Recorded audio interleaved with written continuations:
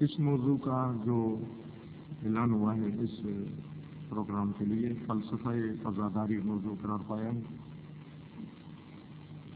چند جملے میں خود موضوع کے بارے میں آپ کی خدمت میں عرض کر دوں تاکہ یہ مطلب ذہنوں میں آ جائے کہ کس موضوع کے متعلق گفتگو ہو رہی ہے۔ بعض اوقات بات چھڑ جاتی ہے اور آخر تک انسان یہ نہیں تعین کر پاتا کہ کس موضوع پر بات ہو رہی ہے،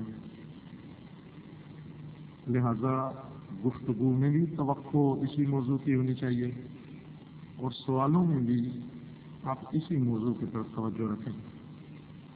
اور سوال کے متعلق تو بارہا آپ کی خدمت میں پہلے عرض کر چکا ہوں کہ سوال سے کبھی بھی نہ کترائیں، کبھی بھی نہ چھپائیں سوال کو، جرأت سوال اپنے اندر پیدا کریں۔ سوال علم کی چابی ہے، معقول سوال، بلکہ یہاں تک ہے کہ سوال نصف علم ہے، البتہ صحیح سوال نصف علم ہے، غلط سوال شاید علم سے دور کر دیتا ہے انسان کو۔ موضوع فلسفہ عزاداری ہے۔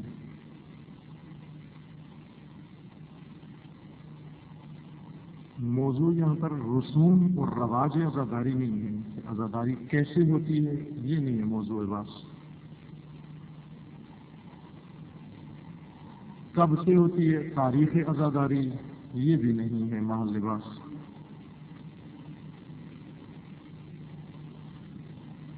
اور کن طریقوں سے ہوتی ہے عزاداری، یہ وہ چیز ہے جس کا ہمارے موضوع سے کوئی تعلق نہیں ہے، اگرچہ اپنے مقام پر ان موضوعات کی بڑی اہمیت ہے اور ضرورت ہے ان موضوعات پر بھی گفتگو ہو،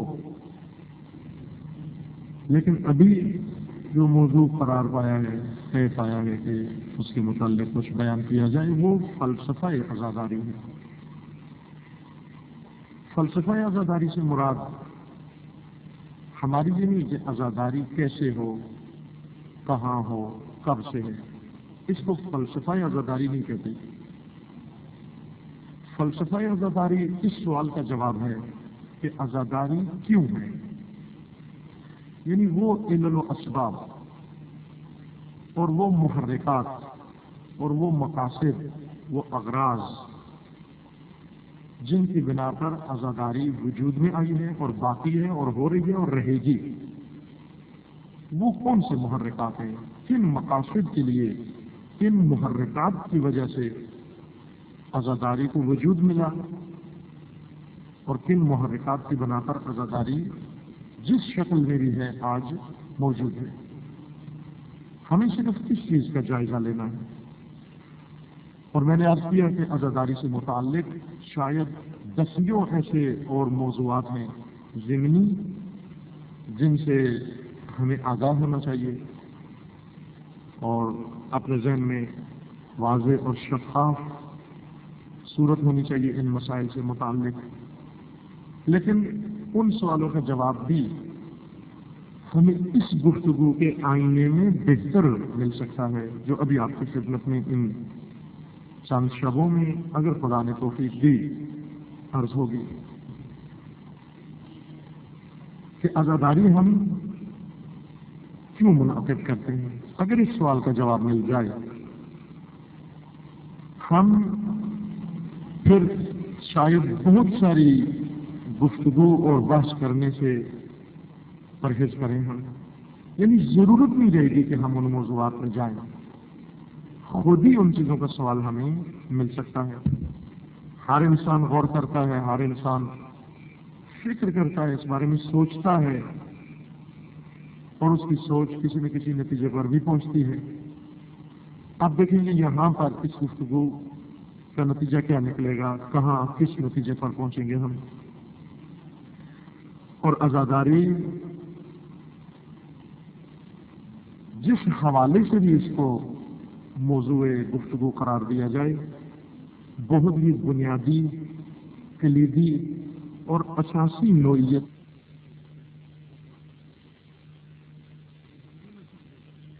کہ شاید اس کے بجائے کوئی اور موضوع ہوتا، زیادہ فائدہ ہوتا، زیادہ معلومات ہماری بڑھتی۔ اس گفتگو کے دو فائدے ہیں، جیسا کہ دوسری موضوعات کی بھی کم و بیش یہی حالت ہے۔ ایک علمی فائدہ ہے، فکری فائدہ ہے، ذہنی فائدہ ہے، اور ایک عملی، بلکہ عملی فائدہ سب سے زیادہ ہے کہ اگر یہ جواب ہمیں مل جائے کہ ہم عزاداری کیوں منعقد کرتے ہیں، کیوں ہم عزادار ہیں، فلسفہ عزاداری اور حکمت عزاداری کیا چیز ہے۔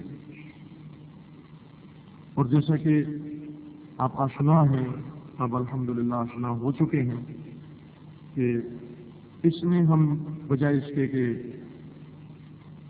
کسی کا نقل قول کریں، کسی سے کچھ بیان کریں، فلاں کا یہ نظریہ، فلاں کا یہ نظریہ، خوب ہے، اچھی بات ہے نظریات بیان کرنا اور سننا، نظریات سے آگاہ ہونا بہت اچھی بات ہے۔ جیسا کہ قرآن مجید میں جو تمغہ عطا کیا ہے نظریات سننے والوں کو، وہ کسی اور کو نہیں عطا کیا، بہت بڑا اعزاز ہے جو قرآن نے عطا کیا ہے۔ فبشر عباد الذین یستمعون القول ویتبعون احسنہ۔ پیغمبر اکرم کو خطاب ہے کہ نبی آپ بشارت دیں، مجدہ سنائیں، نوید دیں ان لوگوں کو، الذین یستمعون القول، ان لوگوں کو، وہ بندگان خدا جو ہر بات سنتے ہیں، ہر بات سنتے ہیں، لیکن ہر بات کی پیروی نہیں کرتے، سنتے ہیں ہر بات۔ فرق ہے سننے میں اور ماننے میں۔ قرآن میں یہ نہیں کہا کہ جو ہر بات مانتے ہیں، جو بھی اس کے سامنے کہو اس پہ ایمان لے آتا ہے، نہ، ہر بات سننا، سن کر پھر کیا کرتے ہیں، وَيَتَّبِعُونَ أَحْسَنَا، ہر بات سنتے ہیں لیکن ان باتوں میں سے بہترین بات کو چن کر اس پر عمل کرتے ہیں، اس کی اتباع کرتے ہیں۔ اس آیہ مجیدہ میں یہ عظیم اعزاز ان لوگوں کو حاصل ہوا ہے، لیکن اس کی کچھ شرائط ہیں۔ شرائط یہ ہے کہ یہ عباد خدا، یہ بندگان خدا، یستمعون القول، یہ ہر بات سنتے ہیں، اور ہر بات سننے کے لیے یہ ہر بات سننا بھی آسان نہیں ہے، جیسا کہ ہر بات کرنا آسان نہیں ہے، ہر بات سننا بھی آسان نہیں ہے۔ اس کے لیے بھی بڑے تحمل کی ضرورت ہے، بڑے شرح صدر کی ضرورت ہے، ایک بڑے سینے کی ضرورت ہے کہ انسان ہر بات سنے۔ ہر بات میں بہت ساری باتیں آ جاتی ہیں، بھئی لوگ آپ کی خوشامد کریں گے، لوگ آپ کی مدح و ثنا کریں گے، لوگ آپ کو برا بھلا کہیں گے، لوگ آپ کو گالی گلوچ دیں گے، لوگ آپ کی غیبت کریں گے، لوگ آپ کے خلاف باتیں کریں گے۔ تو آپ اگر آشنا ہیں صرف تعریفیں سننے کے، مخالفتیں تو نہیں تحمل کر سکتے، آپ برداشت نہیں کر سکتے۔ اب ایک آدمی جو ہر بات سن سکتا ہو، اس کو بڑا سینا چاہیے۔ حضرت موسیٰ علیہ السلام جب خداوند تبارک و تعالیٰ نے روانہ کیا اس جابر زمان، ستمکار زمان کے پاس، فرعون ایک نمونہ ہے ستم میں، فرعون ایک فرد کا نام نہیں، فرعون ایک نمونہ ہے ستم میں، ایک ضرب المثل بن گیا ہے ستم میں کہ فرعون کے پاس اذهب الى فرعون انه طغى، خود قرآن میں کہا کہ یہ معمولی آدمی نہیں ہے، طاغی ہے، طاغی، سرکش۔ خود فرعون کو، حضرت موسیٰ کو خدا نے فرمایا کہ فرعون کے پاس جاؤ، اس کو جا کر دعوت حق دو۔ بھئی کیوں جائیں؟ اس لیے کہ انہو طغى، اس نے طغیان کیا ہے، اس نے سرکشی شروع کر دی ہے، اس نے بغاوت کی ہے، سرکش آدمی ہے، معمولی آدمی نہیں ہے۔ اب جاؤ، جا کر اس سے بات کرو۔ لیکن ساتھ حضرت موسیٰ کو یہ بھی فرما دیا کہ کیسی بات کرو، قولا لہ قولا لینا، نرم بات کرنا، اسے سخت بات نہیں کرنا۔ خدا نے کہا کہ میرے دشمن کے پاس جاؤ جو میرے خلاف سرکشی کر رہا ہے، میرے خلاف بغاوت کر رہا ہے، میرے خلاف طغیان پہ اتر آیا ہے، میری معصیت پہ اتر آیا ہے، سخت کلمہ نہ کہنا، نرم رویے سے، نرم لہجے میں سے بات کرنا۔ شاید یہ ہدایت پا جائے۔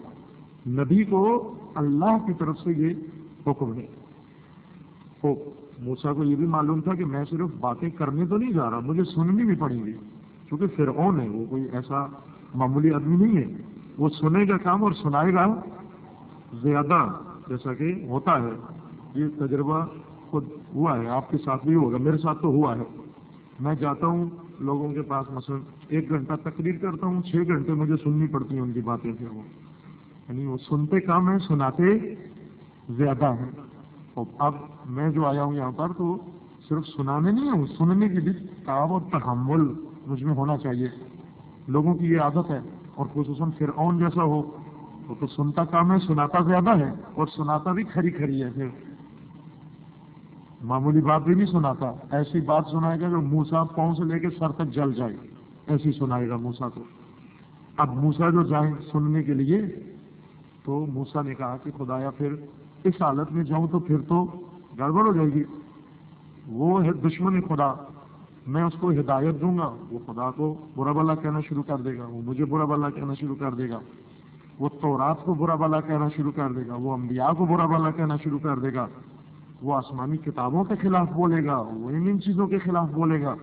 اور میں تو یہ چیزیں برداشت نہیں کر سکتا. میرا تو مزاج بڑا سخت ہے، میں تو بڑا جذباتی احساساتی آدمی. یہ تو اور وہ بھی فرعون ہے. اب ایک طرف موسیٰ ایک طرف فرعون، تو ظاہر سی بات ہے بات بنے گی نہیں. پھر تو کیا ہونا چاہیے؟ حضرت موسیٰ نے اللہ سے دعا مانگی، رب اشرح لی صدری ویسر لی امری واحلل عقدۃ من لسانی یفقہوا قولی. اے پروردگار، مجھے جو اتنی سخت ماموریت دی ہے، اتنا سخت فریضہ میرے ذمہ لگایا ہے کہ پورے عالم میں چن کے فرعون انتخاب کیا ہے، اور ادھر سے مجھے چنا ہے کہ میں جاؤں تنہا اس کو جا کر دعوت دوں.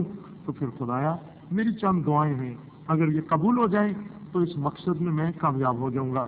پہلی دعا یہ ہے کہ رب اشرح لی صدری، خدایا میرا سینہ کھول دے، شرح صدر عطا کر، شرح صدر عطا کر. وہ جو کچھ کہے مجھ میں برداشت کرنے کی ہمت پیدا کر. یوں نہ ہو کہ میں آپے سے باہر ہو جاؤں، وہاں پر جس مقصد کے لیے گیا ہوں اس کو اپنے ہاتھ سے فوت کر کے آ جاؤں. جس مقصد کے لیے مجھے مبعوث کیا گیا ہے صرف میری اس مزاج کی نظر ہو جائے اور میں اپنا مقصد نہ پا سکوں. رب اشرح لی صدری، میرے سینے کو کھول دے. اور پھر ویسر لی امری، اس مشکل کو میرے لیے آسان کر دے، یہ سخت مرحلہ ہے. واحلل عقدۃ من لسانی، وہ سخت بات کرے گا، کھری بات کرے گا، مجھے اس کی بات سننے کا طاقت دے، لیکن ایسا نہ ہو کہ اس ستمکار کے سامنے جا کر میری زبان چل ہی نہ سکے، مجھے لکنت آ جائے، میری زبان میں حق بولنے کی وجہ سے لڑکھڑاہٹ نہ آ جائے. لہذا واحلل عقدۃ من لسانی، کہ جب ستمکار کے سامنے میں زبان ہلاؤں تو میری زبان رکنے نہ پائے، حق پر چلتی رہے، اگرچہ سامنے فرعون ہی کیوں نہ ہو، اگرچہ سر خطرے میں ہی کیوں نہ ہو، اگرچہ گردن خطرے میں ہی کیوں نہ ہو، لیکن زبان رکنے نہ پائے. جب حق بولنے پہ آ جائے زبان، پھر جو بھی ہوتا ہے ہو جائے. عزت کا خطرہ ہے، ناموس کا خطرہ ہے، سر کا خطرہ ہے، جان کا خطرہ ہے، خون کا خطرہ ہے، جس کا بھی ہے، یہ پرواہ نہ ہو مجھے. یہ دعائیں تھی جو حضرت موسیٰ نے مانگی. ان میں سے ایک دعا بہت اہمیت والی دعا ہے، رب اشرح لی صدری، خدایا میرے سینے کو وسیع کر دے. تو خدا نے یہ جو اعزاز بخشا ہے کہ ہر نظریہ ہم سنیں، ہر قول ہم سنیں، یہ کون سنیں؟ جن کے سینے وسیع ہیں، جن کے سینے تنگ ہیں وہ نہ، وہ ایک سے زیادہ بات نہ سنیں، کیونکہ دوسری بات سننے کے قابل نہیں ہے. جب دوسری بات سنیں گے پھر مشکل پیش آ جائے گی، سینے کے اندر اور سینے کے باہر مشکلات ہی مشکلات، اپنے لیے بھی اور دوسروں کے لیے بھی. بس پہلے شرح صدر پیدا کریں، سینہ وسیع کریں، دوسروں کو تحمل کرنے کی اپنے آپ میں جرت پیدا کریں، دوسروں کو برداشت کرنے کے قابل اپنے آپ کو بنائیں. جو بھی ہو، جیسا بھی ہو، مجھے اس کو تحمل کرنا ہے، جیسا بھی ہے ویسے اس کو تحمل کرنا ہے. لیکن اس کے ساتھ یہ نہ ہو کہ میں اس کو تحمل کروں، برداشت کروں، لیکن میری زبان میں لکنت آ جائے. جو کہنا ہے کہو، لیکن جو وہ سناتا ہے وہ سنو بھی. سننے کے بعد ضروری نہیں ہے کہ جو کچھ سنتے اس کو مانو بھی، بلکہ وَيَتَّبِعُونَ أَحْسَنَ، بہترین کو چن لو. اب یہ دوسری صفت ہے کہ انسان اس وقت ہر نظریہ، ہر قول، ہر بات سنے، ہر کتاب پڑھے، کہ جب بہترین قول انتخاب کرنے کی انسان میں صلاحیت پیدا ہو جائے.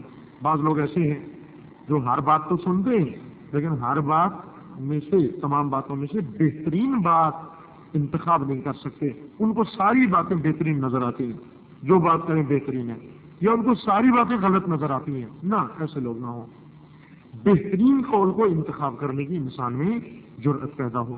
لہذا آپ ہر قول اور ہر نظریہ سنیں, یہ خوب ہے, لیکن اس تمام حسن کے باوجود ہم یہاں پر نظریات سے گفتگو نہیں کریں گے. یہ ساری باتیں میں نے کی تاکہ آپ لوگوں کے نظریات پڑھیں, لوگوں کے نظریات سنیں اور سننے کی اپنے آپ میں جرأت و جسارت پیدا کریں, توفیق اور تحمل اپنے اندر پیدا کریں. لیکن در عین حال یہاں پر آپ نظریات کم تر سنیں گے. ہمیں کیا غرض نظریات سے؟ جو بھی جس کا نظریہ ہے خوب نظریہ اس کے لیے, اور ہر انسان کا نظریہ اس کے ہاں محترم ہوتا ہے. نظریے کے قائل انسان کے ہاں محترم ہوتا ہے. نظریے کی بنا پر کسی کو کچھ کہا نہیں جا سکتا, مگر یہ کہ وہ نظریہ ایسا ہو جو دین کے خلاف ہو, دینی اصولوں کے خلاف ہو, توحید کے خلاف ہو, ضروریات دین کے خلاف ہو, مسلمات دین کے خلاف ہو. پھر ہمیں حق پہنچتا ہے کہ اس نظریے کے خلاف ہم بات اٹھائیں, اس کے خلاف ہم آواز اٹھائیں. بس یہ اس لیے آج کل کہ آپ ذہنی طور پر آمادہ ہو جائیں کہ کیا سننا ہے آپ کو اور کیا سنانا ہے آپ کو. فلسفہ عزاداری کے متعلق گفتگو ہوگی. آغاز یہاں سے کرتے ہیں ہم تاکہ وہ حکمت اور وہ محرکات اور وہ عوامل ہمارے ہاتھ آ جائیں. ایک عزاداری اور ایک عزادار کیا ہوتا ہے؟ خداوند تبارک و تعالی نے قانون ایسا انسان کے لیے مقرر کیا ہے اس کائنات میں کہ انسان کو ہمیشہ دو حالتوں کے درمیان میں رکھا ہے, ایک مثبت اور ایک منفی. اس مثبت حالت کا نام حق ہے اور منفی حالت کا نام باطل ہے. خلقت انسان سے ہی انسان کا واسطہ ان دو چیزوں سے پڑا, حق اور باطل سے. آپ جتنی انسانیت کی تاریخ پیچھے لے جائیں, انسانی پیدائش اور آفرینش تک پہنچا دیں اس کو, آپ کو یہ دو چیزیں, دو قوتیں, دو طاقتیں, دو حالتیں نظر آئیں گی, حق اور باطل. حق کس چیز کو کہتے ہیں اور باطل کیا چیز ہوتی ہے؟ حق اس چیز کو کہا جاتا ہے جو ثابت ہو, جس کو ثبات حاصل ہو اور جو دوسروں کو بھی ثبات عطا کر سکے, خود بھی ثابت ہو اور دوسرے کو بھی ثبات حاصل کر دے سکے, عطا کر سکے. وہ حق چیز ہوتی ہے. کسی بھی مورد میں, کسی بھی موضوع میں, کسی بھی گفتگو میں, کسی بھی وادی میں حق وہاں پر تصور کیا جا سکتا ہے, یعنی وہ امر ثابت. اور اس کے مقابل میں باطل کیا چیز ہے؟ باطل اس چیز کو کہتے ہیں جس کو ثبات نہیں ہوتا. اس کو تھوڑی دیر کے لیے ابھرتی ہے وہ چیز, لیکن وہ ابھار ہی ہوتا ہے, اس کو ثبات حاصل نہیں ہوتا. اس کو خداوند تبارک و تعالیٰ نے حق و باطل کے مفہوم کو سمجھانے کے لیے, ذہنوں میں ڈالنے کے لیے بہت خوبصورت تمثیل بیان فرمائی ہے. سورہ رعد میں ہے ظاہراً یہ آیہ مجیدہ. انزل من السماء ماء فسالت اودیۃ بقدرها. خداوند تبارک و تعالیٰ کا فرمان ہے کہ ہم نے آسمان سے پانی نازل کیا. توجہ فرمائیں, یہ بھی قرآن فہمی کا ایک ضابطہ ہے. یہ بھی قرآن کو اگر سمجھنا چاہتے ہیں تو قرآن نے ایک مطلب کو گوناگون لب و لہجے میں بیان کیا ہے. قرآنی لہجہ سمجھنے سے انسان قرآن کا مطلب سمجھ جاتا ہے. لہجہ کیا ہوتا ہے؟ ہر کلام کا ایک خاص لہجہ ہوتا ہے. معصوم کے کلام کا ایک خاص لہجہ ہے, قرآن کا اپنا ایک خاص لہجہ ہے. قرآن کے کئی لہجے ہیں, ان میں سے ایک یہ ہے کہ بہت ہی مشکل, بہت ہی عمیق اور بہت ہی گہرے مطلب کو بہت ہی سادہ مثال کے ساتھ قرآن بیان کر دیتا ہے, بہت ہی معمولی سی مثال کے ساتھ. اور اس کا ایک نمونہ یہی آیت ہے جو آپ کی خدمت میں عرض کر رہا ہوں. حق و باطل کو سمجھنا، حق کیا ہے اور باطل، یہ بہت مشکل کام ہے۔ آپ دیکھیں بڑے بڑے اذہان، بڑے بڑے دماغ خدا نے ان کو توفیق دی، اور وہ صرف اس گتھی کو سلجھانے میں لگے رہے کہ حق کیا ہے اور باطل کیا ہے۔ اتنے عظیم فلاسفہ، اتنے عظیم حکماء، اتنے عظیم علماء، دانشور، دانشمند، یہ سارے لوگ ایک مشکل تھی ان کی، کیا کہ حق کی پہچان ہو جائے اور باطل کی پہچان ہو جائے۔ اب دیکھیں پھر کیا کیا فلسفے وجود میں آئے، کیا کیا حکمتیں وجود میں آئیں، کیا کیا مسلک وجود میں آئے، کیا کیا راستے وجود میں آئے، سب اس لیے کہ حق اور باطل، آپ بھی جو یہاں پر بیٹھے ہوئے ہیں، اگر آپ اپنی غرض کو ڈھونڈیں، تلاش کریں، خریدیں، تو اندر سے یہی نکلے گی کہ آپ یہاں پر کس لیے آئے ہیں، یہی سمجھنے کے لیے کہ حق کیا ہے اور باطل کیا ہے۔ یعنی آپ کی جو مقصود اصلی ہے یہاں پر وہ یہی ہے، اور زندگی میں مقصود اصلی آپ کا یہی ہے، حق اور باطل کی تمیز ہو جائے ہمیں۔ انسان کے پاس وہ فرقان، قرآن کے اسماء میں سے ایک اسم فرقان ہے۔ فرقان یعنی فرق کرنے والا، کس کے درمیان فرق کرنے والا؟ قرآن فاروق ہے، جیسے علی علیہ السلام کے القابات میں سے فاروق اعظم، اسی طرح سے قرآن کے اسماء میں سے بھی ایک فرقان اور فاروق ہے۔ اب نام کسی کا بھی پڑ گیا ہو اس سے غرض نہیں ہے، نام رکھ دینے سے تو انسان وہ نہیں ہو جاتا۔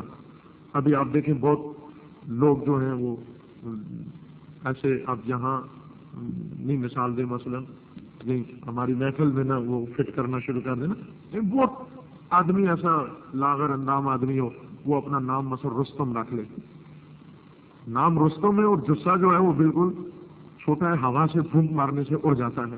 یہ وہ نام ہے کہ مناسبت نہیں رکھتے، یعنی نام اور جسے میں کوئی مناسبت نہیں ہے۔ اب جو انسان جو ہے وہ تمیز نہ کر سکے دن اور رات میں، وہ اپنا نام فاروق رکھ لے، فرق کرنے والا۔ جس کو اتنی تمیز نہیں ہے کہ یہ دن ہے یا رات ہے، مثلا جس کو اتنی تمیز نہ ہو کہ یہ مثلا عورت ہے یا مرد ہے، جس کو اتنی تمیز نہ ہو کہ یہ شادی شدہ ہے یا کیا ہے، وہ اپنا نام فاروق رکھ لے مثلا۔ تو یہ نام ہے بغیر کسی مناسبت سے۔ جیسے ابھی بہت ہی پست اور گٹھیا لوگوں نے اپنے نام علی رکھے ہوئے ہیں، بعض ایسے مل جائیں گے آپ، دشمنان علی میں سے بعضوں کے نام علی ہیں۔ بھائی علی تو اعلیٰ آدمی، بڑے عالی آدمی کو کہتے ہیں، آپ بڑے پست ہو، یہ کیا ایسے نام رکھ لیا۔ اسی طرح علی علیہ السلام کے اسماء میں سے فاروق ہے، اور قرآن کے اسماء میں سے ایک فرقان اور فاروق ہے۔ فاروق یعنی فرق کرنے والا، کس کے درمیان؟ حق اور باطل کے درمیان فرق کرنے والا، کہ انسان کو اس طرح کف دست کی طرح، روز روشن کی طرح، چمکتے سورج کی طرح معلوم ہو جائے حق کیا ہے اور باطل کیا ہے۔ تمام مشکل انسان کی پوری تاریخ میں اگر آپ دیکھیں یہی رہی ہے کہ جہاں پر حق باطل کے ساتھ مل گیا ہے۔ انشاءاللہ اس بارے میں آپ کی خدمت میں علی علیہ السلام کا ایک بہت ہی خطبہ، عجیب خطبہ اور بہت ہی نادر خطبہ آپ کی خدمت میں عرض کروں گا، کہ جہاں پر حق باطل کے ساتھ مل جاتا ہے۔ غرض یہ عرض کر رہا تھا کہ یہ قرآن کے اسماء میں سے فرقان، فرق کرنے والا، حق اور باطل کے درمیان۔ کیسے قرآن نے فرق کیا حق اور باطل میں؟ دیکھیں بہت ساری جگہوں پر کیا، میں یہ نہیں کہتا ہوں کہ صرف پورے قرآن میں یہ ایک آیت ہے حق و باطل کے درمیان، سراسر قرآن حق اور باطل کے درمیان فرق بتا رہا ہے، جن میں سے ایک آیت جو سادہ ذہن کے لیے بھی بہت اس کو سمجھنا آسان ہے، وہ یہ ہے، انزل من السماء ماء فسالت اودیۃ بقدرها، اللہ نے آسمان سے پانی نازل کیا۔ بہت عام سی مثال، بہت ان پڑھ آدمی کو بھی سمجھ میں آتی ہے۔ عجیب معجزہ قرآن دیکھیں، بیان طبیان کلام خدا، واقعا معجزہ ہے قرآن۔ ہم نے آسمان سے پانی نازل کیا، کس کو سمجھ میں نہیں آتا بھائی پانی کیا ہے، آسمان کیا ہے، پانی کا اترنا کیا ہے، سب کو سمجھ میں آتا ہے۔ کسی ان پڑھ سے، کسی بے وقوف احمد ترین انسان سے پوچھو بھائی سمجھ میں آتا ہے پانی آسمان سے اترتا ہے، وہ کیا سمجھ میں آتا ہے؟ کتنی آسان مثال۔ تو پھر کیا ہوا؟ آپ نے آسمان سے پانی نازل کیا، کیا ہوا؟ فسالت اودیۃ بقدرها، یہ پانی ندی نالوں میں بہہ نکلا۔ کتنی مقدار میں بہہ نکلا؟ جتنی اس ندی میں نالے میں گنجائش تھی۔ جو بڑی ندی تھی اس میں زیادہ پانی، جو تھوڑی تھی چھوٹی تھی اس میں تھوڑا پانی۔ جو بڑا ڈیم تھا اس میں زیادہ پانی جمع ہو گیا، جو چھوٹا تھا اس میں کم پانی جمع ہو گیا، جو جوہر تھا اس میں وہ پانی جمع ہو گیا، جو کچھ اور تھا اس میں وہ پانی جمع ہو گیا۔ اب کیا ہوا؟ اب یہ ہوا کہ یہ جو سالک سیل یعنی روان ہونا، پانی کا چلنا، اس کو سیل کہتے ہیں۔ اب کیا ہوا؟ فاحتمل السیل زبدا، قرآن، ہم نے آسمان سے پانی نازل کیا، یہ پانی زمین پہ بہہ نکلا، زمین پہ ندی نالیوں میں اتنی مقدار میں جتنی ندی نالیوں میں گنجائش تھی، اور اس سیلان نے، اس بہ نکلنے نے کیا کیا؟ یہ کیا کہ سیل، اس کو ہم سیلاب کہتے ہیں نا، سیل یعنی چلنا، روان ہونا، آب پانی، سیلاب یعنی پانی کی روانی، سیلاب کا یہ معنی پانی کا زمین پر چلنا۔ قرآن نے فرمایا فاحتمل السیل زبدا، اس پانی کی روانی نے ایک اور چیز بھی جنم دی۔ اگر یہ پانی رک جاتا، نہ نازل ہوتا، کوئی مشکل پیش نہ آتی، نازل ہو کر ایک جگہ رک جاتا، کوئی مشکل پیش نہ آتی، نازل ہو کر زمین میں دھس جاتا، کوئی مشکل پیش نہ آتی۔ لیکن یہ نہ زمین میں دھسا ہے، نہ یہ برسنے سے رکا ہے، نہ یہ کسی جگہ جمع ہوا، بلکہ یہ بہ نکلا ہے، سالک، سیلان آ گیا اس میں۔ اس سیل بننے نے ایک اور چیز کو جنم دیا، وہ کون سی چیز تھی؟ فاحتمل السیل زبدا، اس سیل کے اوپر، پانی کی روانی کے اوپر جاگ بن گئی۔ زبد جاگ کو کہتے ہیں۔ اب جو عربی ممالک میں گئے ہیں وہاں پر دیکھیں، جب وہ خریدنے جاتے ہیں مکھن، تو اس مکھن کی ٹکیا کے اوپر لکھا ہوتا ہے کہ زبد تازہ، تازہ مکھن، زبد مکھن کو کہتے ہیں۔ مکھن کو جو زبد کہتے ہیں اسی وجہ سے کہتے ہیں کہ حقیقت میں یہ مکھن جاگ ہی ہوتی ہے، مکھن جاگ ہوتا ہے نا، دیکھا ہے یا نہیں؟ کبھی کھایا تو ہوگا آپ نے۔ یہ جو آپ کھاتے ہیں یہ مکھن، یہ جاگ ہے۔ کس کی جاگ ہے؟ دودھ کی۔ دودھ کو بلونے سے اس کے اوپر جاگ چڑھ جاتی ہے، چربی کی جاگ بن جاتی ہے۔ اس جاگ کو جمع کر لیں تو وہ کیا ہو جاتا ہے؟ مکھن ہو جاتا ہے۔ اس لیے مکھن کو زبد کہا جاتا ہے۔ بس زبد سے مراد یعنی جاگ۔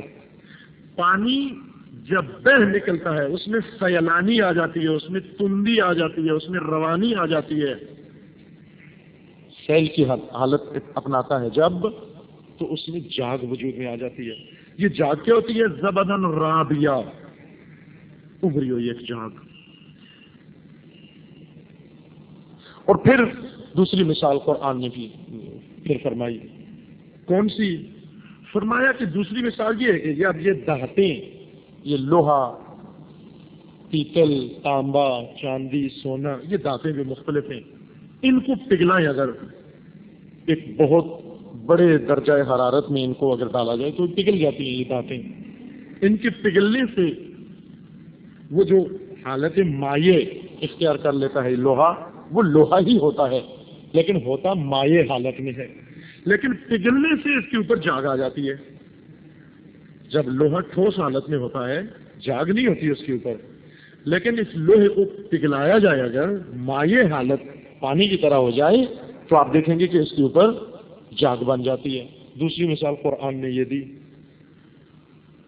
کہ وہ چیزیں جو آگ میں ڈالی جاتی ہیں، ابتغاء حلیۃ و متاع، یعنی یہ زیورات بنانے کے لیے دھاتیں پگھلائی جاتی ہیں، یا ابزار و آلات بنانے کے لیے دھاتیں پگھلائی جاتی ہیں۔ ان پگھلی ہوئی دھاتوں کے اوپر بھی مائع حالت میں ان کے اوپر بھی جاگ بن جاتی ہے۔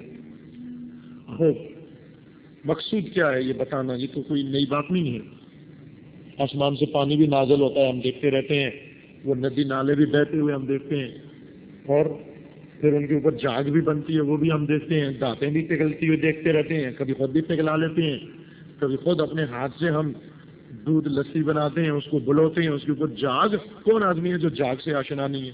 سمندر کے کنارے جا کے کھڑے ہو جائیں، بڑی بڑی موجیں جب آ کے ٹکراتی ہیں ساحل سے تو وہاں پر جاگ کی شکل اوپر جاگ بن جاتی ہے۔ مقصود کیا ہے؟ یہ تو سب جانتے ہیں کہ پانی آتا ہے جھاگ بنتی ہے، مقصود کیا ہے؟ مقصود یہ ہے کذالک اللہ کذالک کذالک یضرب اللہ الحق والباطل، خدا حق و باطل اس طرح سے سمجھاتا ہے۔ یہ کیوں مثال دی؟ حق و باطل تفہیم کر رہا ہے قرآن، یہ فاروق اور یہ فرقان حق و باطل میں فرق بیان کر رہا ہے۔ حق کیا ہوتا ہے اور باطل کیا ہوتا ہے؟ حق کیا ہوتا ہے؟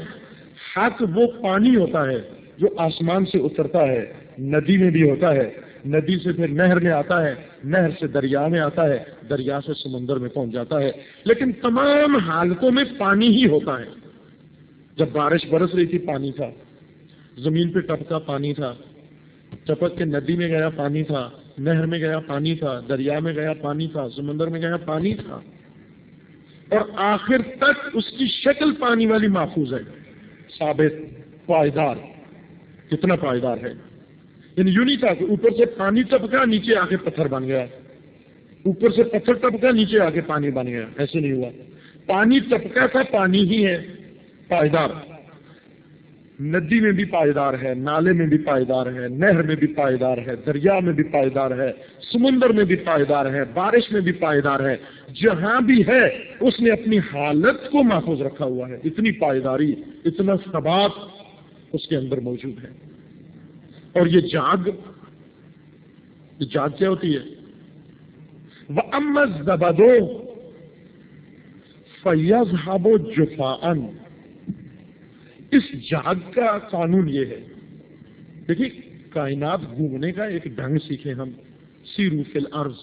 خدا نے فرمایا کہ آپ جائیں زمین میں گھومیں، ایک جگہ فلیٹ لے کے تنگ کی گلی سے اس میں جانا، دن ہے نہ رات ہے، نہ سورج ہے نہ چاند ہے، کچھ بھی نہیں، وہاں دبک کے نہ بیٹھ جائیں، نکلیں اس شہر سے، نکلیں، اگرچہ بڑا شہر ہے، نکلیں اس سے، دوسری بھی خدا کی زمین ہے، اتنی وسیع زمین، الیست بارض اللہ واسعہ، اتنی وسیع زمین خدا نے بنائی ہے، ساری کی ساری آپ کے لیے، یوں نہیں کہ آدھی میرے لیے آدھی آپ کے لیے، سب آپ کے لیے اور سب میرے لیے، کس کو گھومیں اور دیکھیں۔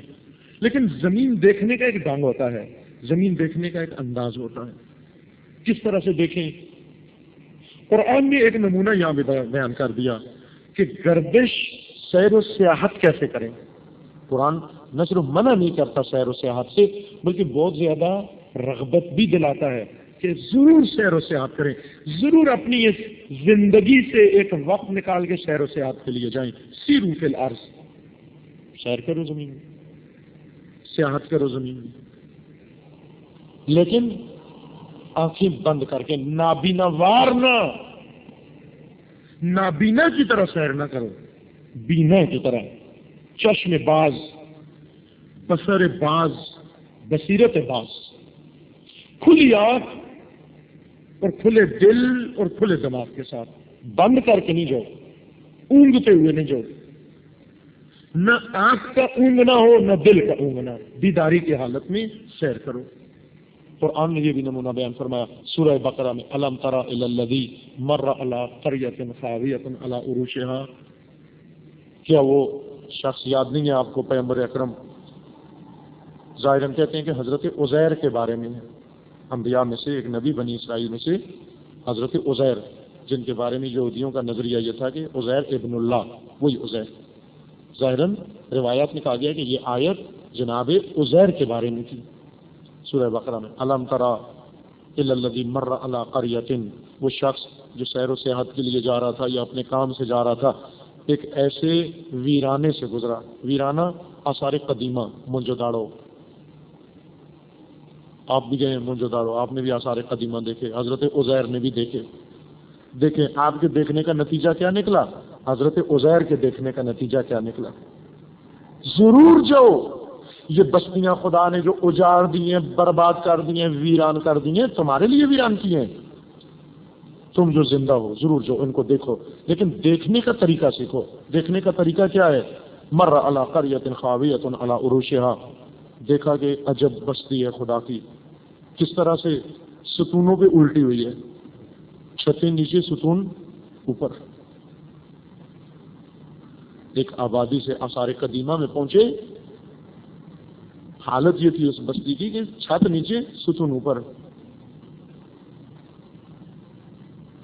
دیکھ کر ذہن میں سوال کیا آیا کہ جو بستی اس طرح سے خدا نے الٹ دی، اس طرح سے جس بستی کے لوگ دب گئے اس میں، اب ذہن میں سوال پیدا ہوا، سیرو فی الارض، گھومو، سیاحت کرو، لیکن دماغ کھول کے. چونکہ جب آنکھ کھلی ہوئی ہو اور ذہن بھی کھلا ہوا ہو تو کھلی آنکھ دیکھتی ہے، ذہن سوال پوچھتا ہے کہ یہ کیوں ہے، یہ کیسے ہے، کیوں ہوا، یہ کب ہوا، یہ کیسے ہوا، یہ کس مقصد کے لیے ہوا، یہ کون جواب دے اس کو. آثار قدیمہ دیکھ کر سوال پیدا ہوا کہ خدا ان کو کیسے دوبارہ اٹھائے گا، یہ جو اس طرح دب گئے ہیں نیچے، ان کو کس طرح خدا دوبارہ اٹھائے گا، یہ کیسے قیامت میں زندہ ہوں گے. یہ سوال ذہن میں آنا تھا. فَأَمَاتَهُ اللَّهُ، خدا نے اس کو وہیں پر مار دیا، موت آ گئی. اس سیاح کو موت آ گئی، مر گئی. مرنے کے بعد ایک مدت کے بعد دوبارہ زندہ کیا، خدا نے اٹھایا. پھر اٹھا کے پوچھا کم لبستہ، کتنا سوئے ہو؟ تو انہوں نے کہا کہ یومن او بعض یوم، ایک آدھ دن. ایک آدھ دن محاورہ ہے ہماری زبانوں میں. اصحاب کہف کو بھی خدا نے جب اٹھایا، بیدار کیا 300 سال کے بعد، پوچھا کتنا سوئے تھے؟ تو کہا ایک آدھ دن. اس سیاح کو بھی خدا نے کہا کہ کتنا سوئے؟ کہا ایک آدھ دن. خدا نے کہا نہیں، بل 100 عام، بلکہ 100 سال آپ یہاں مرے رہے. 100 سال، ایک صدی پوری تجھے مرے ہوئے یہاں گزری ہے. ان کو یقین نہیں آیا، یہ کیسے ہو سکتا ہے، میں 100 سال یہاں پر مرا رہا. چونکہ یہ جب آئے تھے تو ایک سواری پر بیٹھ کر آئے تھے، گدھے پر بیٹھ کر آئے تھے. اس وقت انبیاء یوں تھے، سواری گدھے پر کر لیا کرتے تھے. یعنی اس وقت کی کہیں آپ کیا کہیں گے، پجیرو یا مرسیڈیز یا جو بھی کہیں آپ، وہ یہی تھی انبیاء کے پاس، سواری اسی سے ہوتی تھی. خداوند نے فرمایا کہ یقین نہیں آ رہا کہ 100 سال گزرے ہیں آپ کو، اپنی سواری کو دیکھیں. جب سواری کو دیکھا تو اس کی ہڈیاں بھی گل چکی تھیں. اب دیکھ کے یقین آ گیا کہ مجھے 100 سال. لیکن اب سوال یوں نہیں کہ جواب مل گیا، بلکہ اب سوال مزید بڑھ گیا، تشنگی مزید بڑھ گئی کہ یہ کیسے ہوا، میں 100 سال بعد اٹھ گیا، اس کی ہڈیاں بھی نہیں ہیں. خداوند نے فرمایا وہ جو کھانا ساتھ لائے تھے کھانے کے لیے، ذرا اس کو دیکھو. کھانا ابھی جو گرم کھانا لائے تھے ٹھنڈا بھی نہیں ہوا تھا. قدرت الہی، کھانا ابھی ٹھنڈا بھی نہیں ہوا، اس میں بدبو نہیں پڑی. سواری کا وہ حال ہو گیا، سوار کا یہ حال ہوا. پھر سوال ذہن میں آیا کہ کیسے ہوگا. خدا نے اسی وقت ان ہڈیوں پہ گوشت چڑھایا. گوشت چڑھانے کے بعد ان پہ جیل چڑھائی، وہ سواری بھی زندہ ہو گئی. اب دیکھنے کے بعد کہا کہ وہ جب آئے تھے اس بستی کو دیکھا، آثار قدیمہ کو دیکھا، تمہارے ذہن میں جو سوال اٹھا تھا کہ یہ کیسے زندہ ہوں گے، آیا جواب ملا یا نہیں؟ اسی وقت سر سجدے میں رکھ دیا اور اپنے ایمان کا اظہار کیا کہ میں مومنین میں سے ہوں. میں معاد کو آنکھوں سے دیکھ لیا، آنکھ سے بھی دیکھ لیا، بصیرت سے بھی دیکھ لیا. سیروا فی الارض، دیکھیں آپ بھی جائیں. یوں نہیں کہ انسان ایک جگہ پر بند ہو کر بیٹھ جائے، ایک جگہ پر مقید ہو کر بیٹھ جائیں، لیکن اس دید سے دیکھیں، نابیناوار نہ دیکھیں، نابینا بن کر نہ دیکھیں، آنکھیں کھول کے دیکھیں. اب کتنی مرتبہ ہم نے بارش برستی دیکھی لیکن نابیناوار دیکھی. کتنی مرتبہ ہم نے ندیاں بہتی ہوئی دیکھی، نابینوں کی طرح دیکھی. کتنی مرتبہ ہم نے دریا دیکھے، نابینوں کی طرح دیکھے. کتنی مرتبہ سمندر میں کشتی میں بیٹھ کے گئے، ساحل پہ گئے، نابیناوار گئے. قرآن ہماری آنکھیں کھول رہا ہے کہ جب اس پہ جاؤ، سمندر کی سیر کو جاؤ، ندی نالے کی سیر کو جاؤ، بارش کا منظر جب دیکھو، عجیب منظر ہے بارش کا. بہت کچھ اس میں حکمتیں ہیں اللہ کی. ایک چیز جو تمہیں سمجھ میں آ جائے گی وہ حق اور باطل کی پہچان ہو جائے گی. بارش برسنے سے تمہیں حق اور باطل کی پہچان کروا دی خدا نے. کیسے؟ کہ اس بارش میں ہم نے پانی برسایا ہے. یہ پانی زمین پہ چل نکلا ہے. اس زمین پہ چلنے کی وجہ سے اس کے اوپر جاگ بن گئی ہے. لیکن ذرا جاگ کا تماشا تو دیکھو, پانی کا تماشا دیکھو. کس غرمی سے جا رہا ہے, کس آہنگ سے جا رہا ہے, کس انداز سے جا رہا ہے. جاگ کا اندازہ دیکھو. جاگ تو سمجھتے ہیں نا, کف. جاگ دیکھیں, ہمیشہ جاگ کی کوشش ہوتی ہے کہ جو جاگ بنتی ہے فوراً لپک کے ساحل پہ آتی ہے, کنارے پہ آتی ہے. گھر میں جا کے تجربہ کریں, دہی لے کے لسی بنائیں اور جب اس پہ جاگ بن جائے تو آپ دیکھیں کہ جاگ فوراً کدھر کوشش کرے گی, جگ کے کنارے پہ آ کے اٹک جائے گی. پانی کی کوشش نہیں ہوتی کنارے پہ آئے, جاگ کی کوشش ہوتی ہے کنارے پہ آئے. کیوں؟ اس لیے کہ جاگ کو سہارے کی ضرورت ہوتی ہے. جاگ کسی کے سہارے, دیکھیں پانی ابھرا ہوا نہیں ہوتا, پانی کی سطح برابر ہوتی ہے. جاگ کی سطح برابر نہیں ہوتی, ابری ہوئی ہوتی ہے.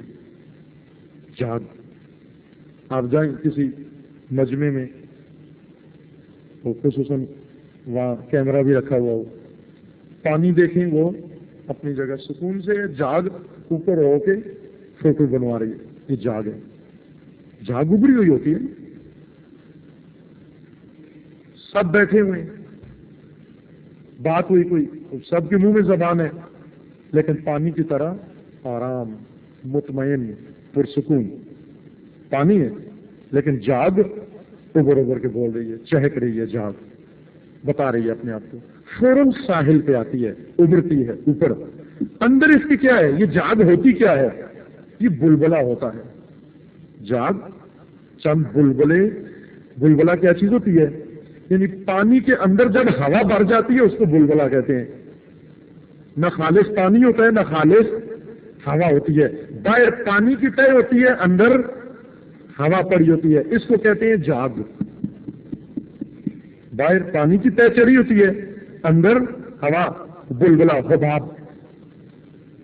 ہاتھ لگائیں, ہوا خارج. ہاتھ لگانے سے, صرف ہاتھ لگانے سے. پانی کو ہاتھ لگائیں, جاگ میں کبھی آپ کے ہاتھ پار نہیں ہوں گے. کبھی جاگ سے ہاتھ دھوئیں, جاگ سے کبھی کپڑے دھوئیں, جاگ سے کبھی پیاس بجھائیے, کبھی جاگ سے نہائے, کبھی جاگ خریدی ہے, کچھ بھی نہیں ہوتا. پانی میں ہاتھ ڈالیں, آپ کے ہاتھ کو بھگو دے گا, اپنا رنگ آپ کے ہاتھ پر چڑھا دے گا, اپنی تاثیر آپ کے بدن پہ انجام دے گا. اگر ٹھنڈا ہے تو آپ کے بدن کو ٹھنڈا کر دے گا. لیکن جاگ, اس میں ہاتھ ڈالیں, جیسا خشک ہاتھ ڈالا تھا ویسا ہی نکال دیا. اتنی گہری جاگ اور کچھ بھی نہیں. کیوں؟ اس لیے اندر ہوا ہے. ہاتھ لگانے سے ہوا ختم. یہ جاگ. پھر کیا ہوتا ہے؟ یہ جاگ بن گئی اور آپ کو پانی چاہیے. پانی تہ میں چلا گیا, جاگ اوپر آ جاتی ہے. پانی تہ میں چلا جاتا ہے, جاگ اوپر آتی ہے. اب جو بہت ہی ظاہر بین ہیں, مولا کے بقول, علی علیہ السلام کے بقول, جن کی عقل ان کی آنکھوں میں ہے, وہ جب بھی پانی کے پیچھے جاتے ہیں ان کو دو چیزیں صرف نصیب ہوتی ہیں, یا شراب یا جاگ. یا شراب یا جاگ. شراب کیا چیز ہوتی ہے؟ کبھی صحرا میں گئے ہوں آپ, دوپہر کے وقت جب لو چل رہی ہوتی ہے,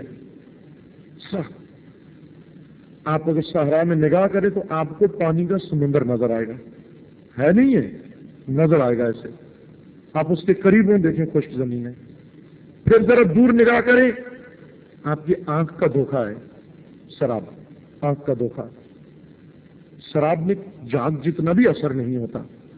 اب انسان جو لپکتا ہے تو ہمارے سامنے کچھ چیزیں سراب بن کر آتی ہیں، کچھ چیزیں جاگ بن کر آتی ہیں، اور جن کی عقل ان کی آنکھوں میں ہے ان کو یا سراب نظر آتا ہے یا جاگ نظر آتی ہے، چونکہ سطح پر ہوتے ہیں، اوپر ہوتے ہیں.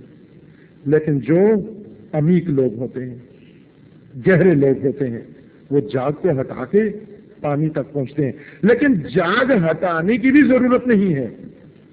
جاگ کو اگر چھوڑ دو، اپنی حالت پر چھوڑ دو، آپ نے جاگ میں ڈالی لسی بنائی، آپ نے میٹھی لسی بنائی، کھٹی لسی بنائی، نمکین لسی بنائی، وہ جو بھی بناتے ہیں آپ، مرچوں والی بنائی، کس والی بنائی، آپ نے جیسی بھی بنائی، اس پہ جاگ بن گئی.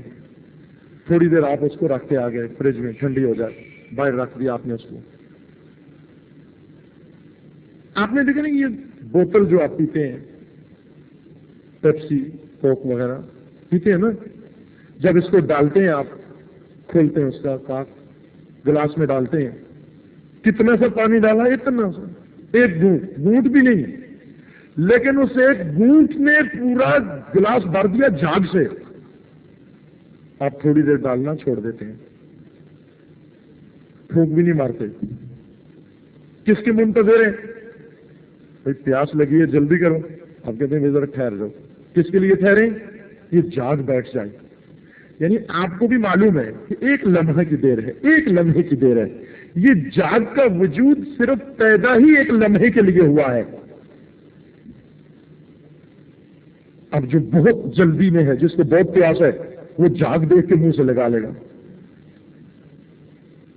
اور دانت بھی تر نہیں ہوں گے، لب بھی تر نہیں ہوں گے. جاگ سے کیا ہوتا ہے؟ جاگ تو منہ میں منتقل نہیں ہوتی، گلاس میں ہی چپکی رہتی ہے، ہوا ہے. دیکھیں آن کی آن میں جاگ بیٹھ گئی، ہوا نکل گئی اس کی، ختم. اب گلاس بھر دیں پانی سے، آپ اپنا مشروب بھر دیں. آپ جام بھر لیا نہ، جاگ سے، پانی سے، مشروب سے. بات سمجھ میں آ گئی کہ جاگ وجود میں آتی ہے کب؟ جب حرکت کرے پانی. جب جوہر میں کھڑا ہوا ہو اس میں جاگ پیدا نہیں ہوتی. تو خدا نے یہ فرمایا کذالک اللہ یضرب الحق والباطل. خدا حق اور باطل کی مثال ایسے دیتا ہے. کیسے؟ پانی اور جاگ کے ذریعے. یعنی یہ فرمایا کہ میں نے ان موجودات کو وجود عطا کیا، ان کو ہستی عطا کی، ان کو خلق کیا، ان کو آپ کے سامنے بھیجا. اگر ان میں جمود آ گیا، یہ جوہر کی طرح ان میں گند پھیل جائے گا، گندگی آ جائے گی، تعفن آ جائے گا. پانی کی حیات جاری رہنے میں ہے، کھڑے ہونے میں نہیں ہے. پانی مر جاتا ہے، پانی کی بھی موت ہے، پانی کی بھی موت ہے. آپ دیکھیں جا بجا کراچی میں ایسے منظر کم نہیں ہے جب مرا ہوا پانی نظر آئے گا آپ کو. زندہ پانی نہیں ہے. مرے ہوئے پانی کی علامت یہ کہ اس میں کوئی جاندار نہیں ہے، اس میں کوئی سبزہ نہیں ہے، اس میں کوئی پودا نہیں ہے. جب خود پانی مرا ہوا ہے، زمین بھی مری ہوئی ہے، سیاہ زمین، بدبودار، متعفن زمین. پانی کی زندگی، اس کی حیات اس کے جاری رہنے میں ہے. جب جاری ہوگا، سیل اس میں آئے گا، سیلان اس میں آئے گا، سیلان کا نتیجہ اس میں جاگ بنے گی. اب لوگوں کو یہ بتایا کہ لوگوں، اس چلتے پانی میں، پانی کو چلنا ہے، پانی کو رکنا نہیں ہے، یہ چلتے پانی میں جو جاگ بنے گی، تو پانی کو پانی اور جاگ کو جاگ سمجھنا. جو ثابت ہے، جس میں پائیداری ہے، جس میں ثبات ہے، وہ حق ہے. اور وہ جو تھوڑی دیر کے لیے ابھرتا ہے اور تھوڑی دیر کے لیے اٹھتا ہے، تھوڑی دیر کے لیے اس کا نام بلند ہوتا ہے، تھوڑی دیر کے لیے اس کا چرچا ہوتا ہے، چند دن کے لیے اس کا جھنڈا لہراتا ہے، چند دن کے لیے اس کا نعرہ اٹھتا ہے، چند دن کے لیے اس کے شہدائی پیدا ہو جاتے ہیں، چند دن کے لیے اس کو ماننے والے پیدا ہو جاتے ہیں، اور پھر جاگ کی طرح بیٹھ جاتا ہے، وہ باطل ہے. کتنی سادہ مثال، اس سے بھی زیادہ سادہ مثال پیدا نہیں کی جا سکتی کائنات میں. پانی اور جاگ. ان پڑھ نے بھی دیکھا ہو. ان پڑھ کو سمجھانا چاہتے ہیں آپ حق اور باطل، کیسے سمجھائیں گے اس کو؟ سقراط کا قول بیان کرے نہیں سمجھے گا، افلاطون کے قول سے نہیں سمجھے گا، ارسطو کے قول سے نہیں سمجھے گا، فارابی کے قول سے نہیں سمجھے گا، ابن سینا کے قول سے نہیں سمجھے گا، خواجہ طوسی کا قول نہیں سمجھے گا، ملا صدرہ کا قول نہیں سمجھے گا، حکیم سبزواری کا قول نہیں سمجھے گا. نہیں سمجھے گا بھائی. اس کے مشرق و مغرب کے لوگوں کے نظریات اس کے سامنے پیش کریں، نہیں سمجھے گا۔ کیسے سمجھائیں؟ اس کے سامنے پانی رکھیں اور جاگ اور اس کو بتا دیں یہ حق ہے اور یہ باطل۔ جو جاگ کی طرح ہو وہ باطل ہوتا ہے، جو پانی کی طرح ثابت قدم ہو وہ حق ہوتا ہے۔ اب خدا نے اس عالم کو خلق کر دیا، انسان کو پیدا کر دیا۔ انسان کی بقا جمود میں نہیں ہے، جمود میں گندگی ہے، بدبو ہے، تعفن ہے، جوہر بن جائے گا انسان۔ جن انسانوں کی زندگی میں تحرک نہیں ہے، جنبش نہیں ہے، حرکت نہیں ہے، پوشیدہ انسان ہے۔ انسان کو زندہ رہنے کے لیے حرکت کی ضرورت ہے، تحرک کی ضرورت ہے۔ قرآن نے کیوں ہمارے ذمہ اتنی ذمہ داریاں لگا دی؟ تھکانا تھا ہمیں۔ اب بعض اوقات ہوتا ہے نا، والدین بچے کو کوئی کام دیتے ہیں، پہلے ایک کام دیا، وہ کیا اس نے، پھر دوسرا، پھر تیسرا، پھر چوتھا، وہ تھک کے کہتا ہے جی بھائی آرام سے نہیں بیٹھنے دیتے، برا لگتا ہوں میں آپ کو ادھر پنکھے کے نیچے آرام سے بیٹھا ہوا۔ نہ، خدا کو یہ سستاتے ہوئے انسان برے نہیں لگتے، ایئر کنڈیشن میں بیٹھے ہوئے برے نہیں لگتے، یہ سوئے ہوئے انسان برے نہیں لگتے، خدا کو برے نہیں لگتے۔ خدا کو ہر حال میں انسان اچھا لگتا ہے، لیکن مشکل انسان کی ہے کہ اگر یہ اسی طرح پڑا رہا، اس میں گندگی آ جائے گی، اس میں بدبو آ جائے گی۔ اس پانی کو ہلاؤ، اس وجود کو حرکت دو، اس جسے کو، اس تن کو حرکت دو، چلاؤ اس کو۔ خدا تھکانا نہیں چاہتا آپ کو، گندگی سے بچانا چاہتا ہے، بدبو سے بچانا چاہتا ہے تمہیں۔ اگر پڑے رہے اسی طرح تعفن، جوہر بن جاؤ گے۔ جوہر میں خود جوہر بھی اپنی بدبو سے تنگ، چونکہ مرا ہوا پانی ہے۔ زمین بھی اس نے سیاہ کر دی، جاندار سارے اس نے مار دیے، نباتات کی جڑ نکال دی اس نے، اور جو اس کے قریب سے گزرتا ہے ناک پکڑ کے گزرتا ہے۔ جامد آدمی وہ ہوتا ہے، رکا ہوا آدمی وہ ہوتا ہے، اتنی گندگی بدبو اس سے آتی ہے کہ آپ ناک پکڑ کے اس سے گزرتے ہیں۔ یہ کیا خدا نے پیدا کیا؟ حرکت، جنبش، تحرک۔ لیکن جب پانی میں حرکت آتی ہے، سیلان آتا ہے، اس میں جاگ بھی بنے گی۔ پھر حرکت نہیں کریں گندگی پیدا ہو جائے گی، حرکت کرتے ہیں تو جاگ بن جائے گی۔ کیا کریں پھر؟ حرکت پہ جمود کو قربان کر دیں کہ جمود پہ حرکت کو قربان کر دیں، یعنی اس کو گندا ہونے دیں، اس کو بدبودار ہونے دیں، اس کو متعفن ہونے دیں، لیکن جاگ سے بچ جائیں یا نہ؟ جاگ بننے دیں، گندگی پیدا نہ ہو۔ کیوں کہ گندگی اگر وجود میں آ گئی آرام سے نہیں ختم نہیں ہوگی، بدبو جاگ خود بخود ختم ہو جائے گی۔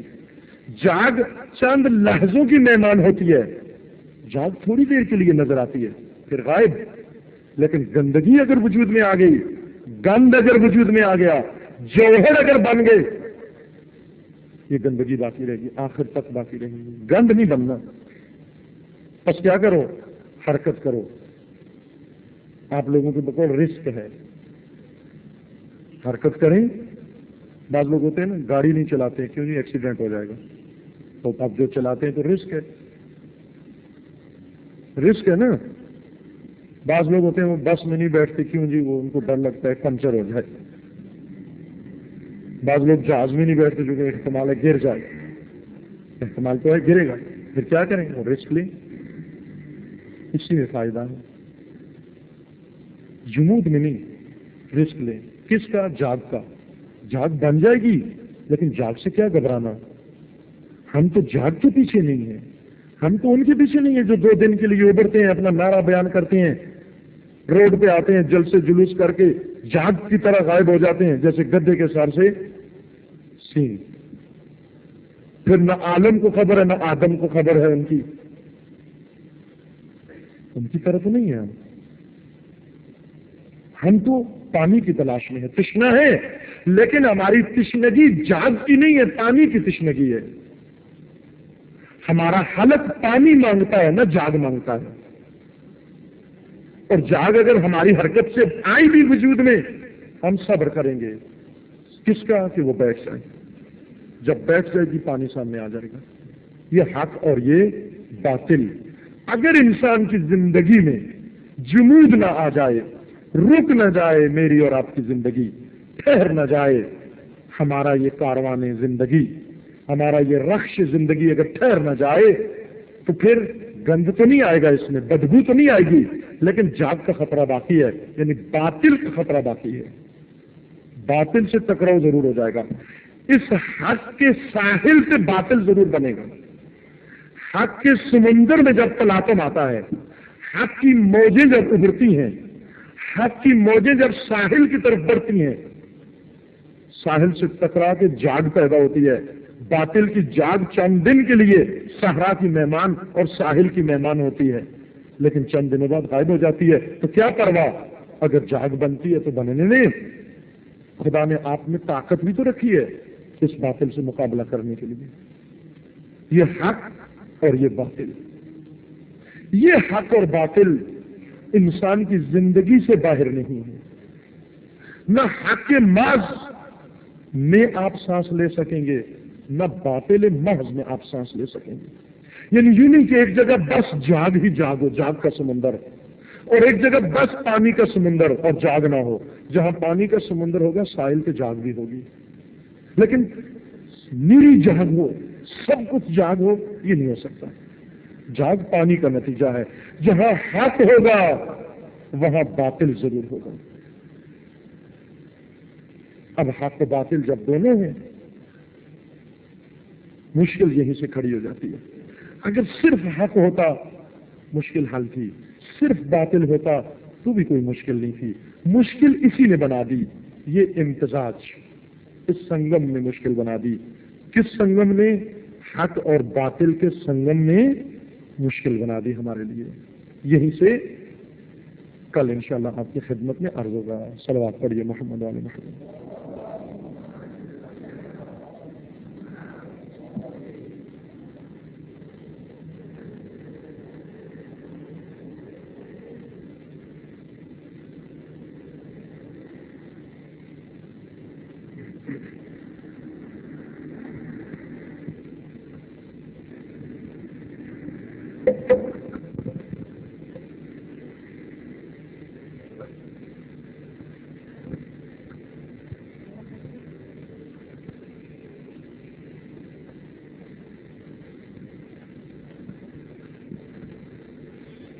بسم اللہ الرحمن الرحیم۔ اگر صاحب آپ نے جس طریقے سے حق کی مثال ایک سمندر سے دی اور اس کے اوپر جاگ کو جو ہے وہ ایک باطل کہا، لیکن ہم اس دنیا کے سمندر میں انسانوں کو دیکھتے ہیں تو یہاں جو ہے وہ اس سمندر میں ہمیں باطل زیادہ نظر آتا ہے اور حق کی جاگ جو ہے جہاں کی نظر آتی ہے، تو یہ کیا وجہ ہے اس کی؟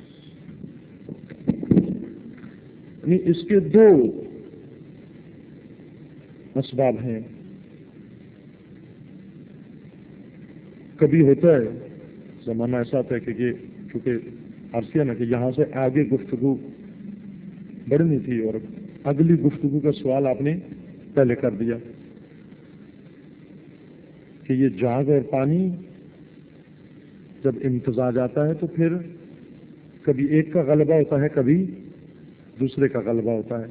غلبہ سے مراد یوں نہیں ہوتا کہ ایک مکمل طور پر دوسرے کو میدان سے نکال دے، ایسے نہیں ہوتا، بلکہ چند دن کے لیے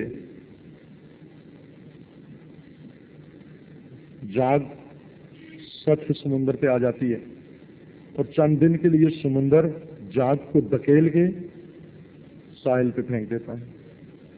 یہ کشمکش،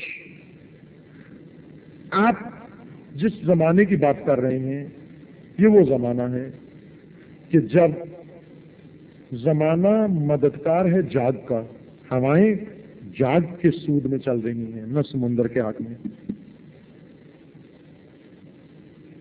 لیکن اس کا مطلب یہ نہیں کہ حق نہیں ہے، حق کبھی مٹے گا نہیں، اگرچہ باطل کی اکثریت ہو جائے، کثرت ہو جائے، حق مٹے گا نہیں، اور اگرچہ باطل کی اکثریت ہو جائے، حق کی اکثریت ہو جائے، باطل مٹے گا نہیں۔ باطل بھی رہے گا، حق بھی رہے گا، یہ دونوں ایک ساتھ ہیں، لیکن کبھی ایک کا پلڑا باری، کبھی دوسرے کا پلڑا باری، یہ ایک سبب ہے۔ دوسرا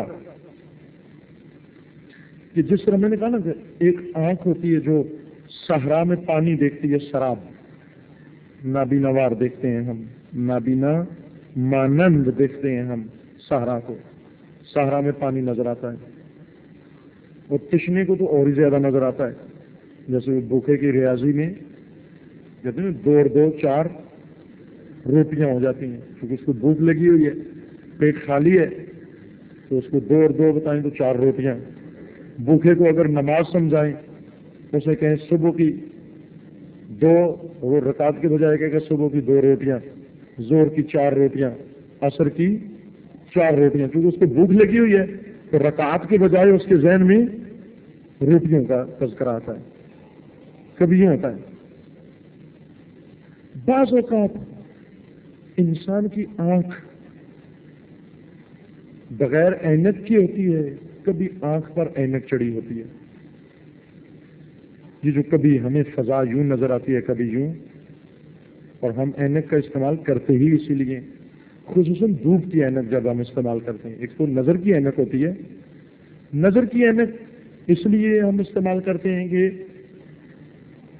جو چیز جیسے ہے ویسے ہی مجھے نظر آئی، شفاف صاف نظر آئی، کیونکہ بینائی کمزور ہے، اینک نے میری بینائی میں تقویت پیدا کر دی، اس چیز کو بڑا کر کے مجھے دکھا رہی ہے۔ لیکن یہ دھوپ کی اینک یہ کس لیے ہے؟ یہ اپنے آپ کے ساتھ ایک دھوکہ ہے۔ کیا دھوکہ ہے؟ کہ باہر دھوپ ہے، آپ نے اینک آنکھ پہ چڑھا لی، اب دیکھیں اس سے، اب باہر سایہ نظر آتا ہے، اب سایہ نظر آتا ہے نا باہر، اب موسم بڑا اچھا نظر آتا ہے، باہر نگاہ کریں گھومنے کو جی چاہتا ہے، حالانکہ وہی دھوپ ہے، وہی تپش ہے، وہی تمازت ہے، لیکن اینک نے ماحول کو بڑا سازگار بنا دیا ہے۔ اگر اینک اتار دیں پھر وہی کڑاکے کی دھوپ ہے۔ ہمیں بہت ساری چیزیں اپنے ارد گرد نظر آتی ہیں، اینک اتار کے دیکھیں کچھ نظر آتی ہیں، اینک لگا کے دیکھیں کچھ اور نظر آتی ہیں۔ چشم بینا اگر اس پہ رنگ چڑھ جائے کسی اور چیز کا، وہ دوسری چیزوں کو بھی ایسے ہی دیکھتی ہے۔ 2 قسم کے لوگ ہیں، ایک مثبت نگر اور منفی نگر، مثبت سوچنے والے اور منفی سوچنے والے، مثبت باف، منفی باف، 2 قسم کے لوگ ہوتے ہیں۔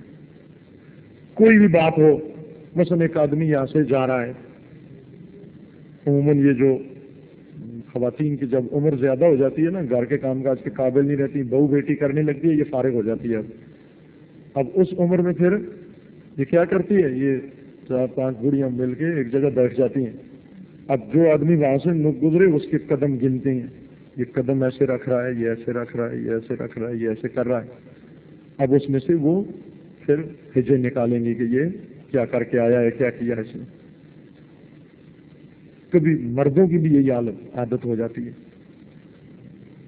کوئی آدمی آیا ہمارے سامنے، وہ آپ کا شیدائی ہے، آپ سے اس کو محبت ہے، منفی سوچ یہ ہے اس کو ضرور کوئی لالچ ہے مجھ سے، یہ ضرور کوئی مقصد رکھتا ہے، یہ کیوں آتا ہے میرے ارد گرد، یہ کیوں آئے میرے پاس، یہ منفی سوچ ہے۔ مثبت سوچ کیا ہے؟ بھئی اچھا آدمی ہے، مخلص مومن ہے، دوسروں کا احترام کرتا ہے، خود بھی انسان محترم ہے، احترام کے لیے آتا ہے، یہ مثبت سوچ ہے۔ کسی نے آپ کو دعوت دی اپنے گھر میں، نہ ابھی اس کا کوئی کام پھنس گیا ہوگا نا، ابھی اس لیے بلایا مجھے کہ یہ کام نکلوانا چاہتا ہے اپنا مجھ سے، ابھی کہیں پھنسا ہوگا، اور میں یہ تو مجھے سلام بھی نہیں کرتا تھا، ضرور پھنس گیا کہیں پر، یہ منفی۔ مثبت بھائی مومن ہے، اہل انفاق، کھلاتا ہے، اہل ضیافت ہے، مہمان نواز ہے، مثبت سوچ ہے۔ فرق ہے نا، بہت فرق ہے۔ اب ایک واقعہ ہے، حقیقی واقعہ ہے، مشہد مقدس میں لوگ زیارت میں مشغول ہیں. اور یہ بہت دقیق نقطہ ہے یہ جو عرض کر رہا ہوں. ہماری ساری زندگی اسی طرح سے ہے. اگر غور کریں، اگر اپنی اینکوں کو دیکھیں کون سی اینک لگائی ہوئی ہے، سائے والی یا دید والی. مشہد مقدس میں آپ اکثریت الحمدللہ میرے خیال میں مشرف ہوئے ہیں، جو نہیں ہوئے خداوند تعالیٰ ان کو بھی توفیق عطا فرمائے انشاءاللہ.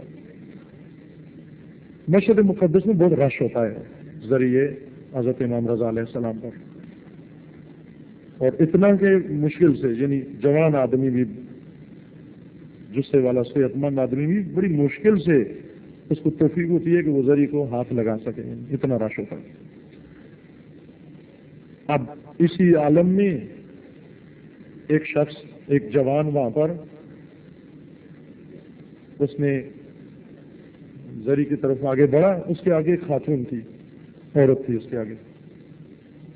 تو اس نے اس خاتون کو لیا اپنی دونوں بازوؤں کے، یعنی جس کو کہیں اپنے حصار میں لے لیا. تو وہ خاتون آگے آگے جا رہی ہے، یہ اس کے پیچھے پیچھے جا رہا ہے اسی حالت میں. اب ادھر ایک مولانا بیٹھے ہوئے تھے امر بالمعروف کرنے والے، ان کو فوراً اپنا فریضہ شرعی یاد آیا، اٹھے اپنی جگہ سے اور اٹھ کر اس کو پکڑ لیا جا کر. کہا بھائی شرم کرو، خدا سے نہیں ڈرتے، خوف خدا نہیں کرتے، دیکھتے نہیں ہو یہ امام معصوم کا روزہ ہے، یہاں بھی آ کر تمہیں شرم نہیں آتی، تم یوں کرتے ہو، تم وہ کرتے ہو. اس نے کہا بھی کیا کرتا ہوں؟ کہا شرم نہیں آتی، یہ نامحرم کو آپ نے، ناموس غیر کو آپ نے اس طرح آغوش میں لیا ہوا ہے اور جا رہے ہو، تم شرم نہیں آتی؟ اس نے کہا شرم تو بہت آتی ہے. کہا پھر یہ کام کیوں کر رہے ہو؟ اس نے کہا شرم کی وجہ سے یہ کام کر رہا ہوں. کہا یہ شرم کی وجہ سے کر رہے ہو نامحرم کو؟ اس نے کہا بھائی یہ میری بیوی ہے، میں اس کو ذریعے ہاتھ سے ہاتھ لگوانا چاہتا ہوں، شرم کی وجہ سے کہ یہ نامحرموں سے نہ ٹکرائے میں نے دونوں بازو اس کے اطراف میں رکھے ہوئے ہیں. اب وہ منہ لٹکا ہوا آمر بالمعروف، وہ واپس آ گئے. انہوں نے کہا مجھے تو شرم آتی ہے، آپ کو بھی تھوڑی شرم آنی چاہیے کہ لوگوں کے بارے میں اتنے غلط گمان میں مبتلا نہ ہو، تھوڑی شرم آپ بھی کر لیا کریں. ضروری نہیں ہے کہ جس کے ساتھ کوئی جا رہا ہے وہ نامحرم ہے. سارے لوگ وہ نہیں ہیں جو آپ گمان کر رہے ہیں. یہ ذہن کس نے بنایا ہوا ہے؟ یہ منفی ذہن ہے. اس کو یہ خود 2 رکعت پڑھ لیتا ہے نا، اس کو سمجھ میں آتی ہے ساری دنیا بے نماز ہے، کوئی نماز نہیں پڑھتا، صرف میں ہوں نماز پڑھنے والا. ایک دن روزہ رکھ لیا، سب کے لب دیکھ رہا ہے تارے ہیں یا خشکیں، انہوں نے روزہ رکھا ہے یا نہیں رکھا. یہ منفی فکر ہے.